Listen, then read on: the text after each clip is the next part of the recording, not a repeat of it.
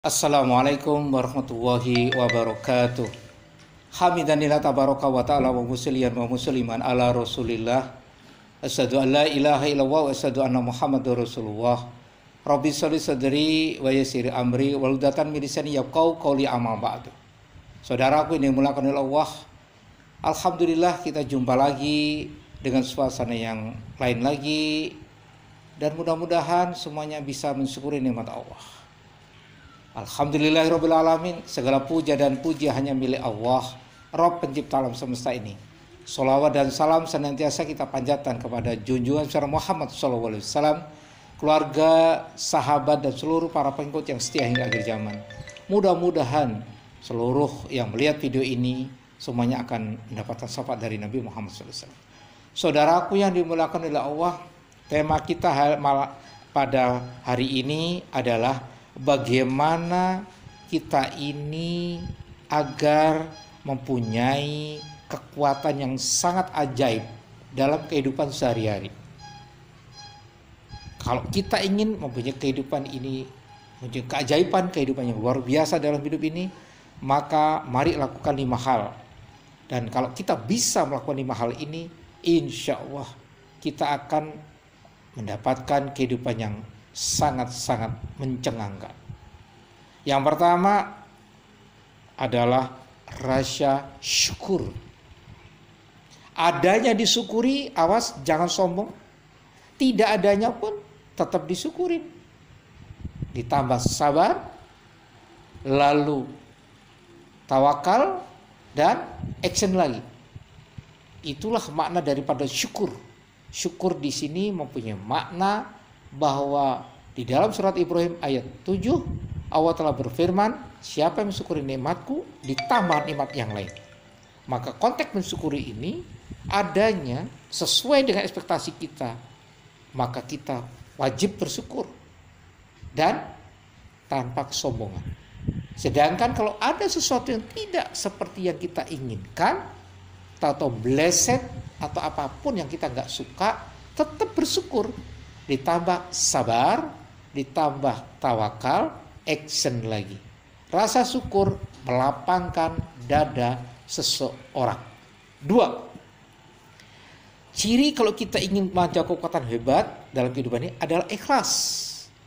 Ikhlas ini sebagai password utama dalam menjalankan dan menerima apapun saat terjadi. Setelah berusaha tentunya. Maka ciri-ciri orang ikhlas ini ada beberapa hal. Yang pertama, ketika dipuji atau dihina, sikapnya sama saja, tak ada perbedaan dalam perilakunya. Orang ikhlas itu mau dicaci, mau dipuji sama, tidak masalah. Yang 2, melupakan amal yang telah dia lakukan dan dia tak mau mengingatnya kembali.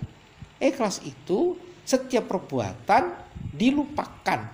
Tentunya perbuatan yang sudah perbuatan baik segera lupakan, tidak mau ingat lagi. 3, melupakan pahala amal akhirat sehingga ia berusaha beramal sebanyak-banyak karena selalu berusaha merasa kurang serta tak pernah membanggakan amalannya. Orang ikhlas itu mengejar betul dunia akhirat tanpa pamrih. Dunia begitu dapat adanya disyukuri, dibagi. Kalau akhirat dikejar terus. Untuk apa? Karena memang tahu persis akan ketemu Allah. Mudah-mudahan orang-orang semacam ini akan ditemukan benar dengan Allah dan Rasulullah SAW. Jadi itu orang ikhlas. Jadi yang pertama orang ikhlas tadi dipuji dihina sama, tidak mengefek.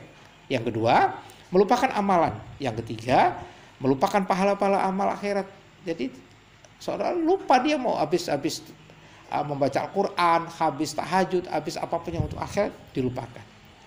Jadi kalau mau kekuatan hidup ini menjadi luar biasa, setelah kita harus punya ikhlas, maka yang tadi di atas sebelumnya adalah rasa syukur.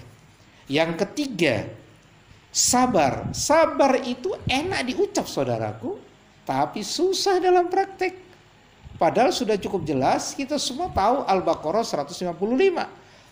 Allah telah berfirman, sungguh aku akan beri kalian semua cobaan-cobaan yang kita memang tidak suka semua. Bangkrut, dibohongi orang, istri suami diambil orang, kecelakaan ini itu, apapun yang kita nggak suka di dunia ini. Padahal ayat ini menarik. Semua tadi yang kita nggak suka itu ternyata berita gembira. Buat siapa saudaraku? Buat orang-orang yang sabar. Orang-orang yang sabar itulah yang akan digembirakan oleh Allah. Lalu bergerak ke ayat Al-Baqarah 156. Begitu ada hal yang kita nggak suka, begitu ada musibah yang kita nggak suka, musibah apapun yang kita nggak suka, cobalah ingat Al-Baqarah 156. Inna lillahi wa inna ilaihi raji'un. Semua datang dari Allah, kembalikan pada Allah Azza wa Jalla, maka kita akan tenang. Kita akan tenang.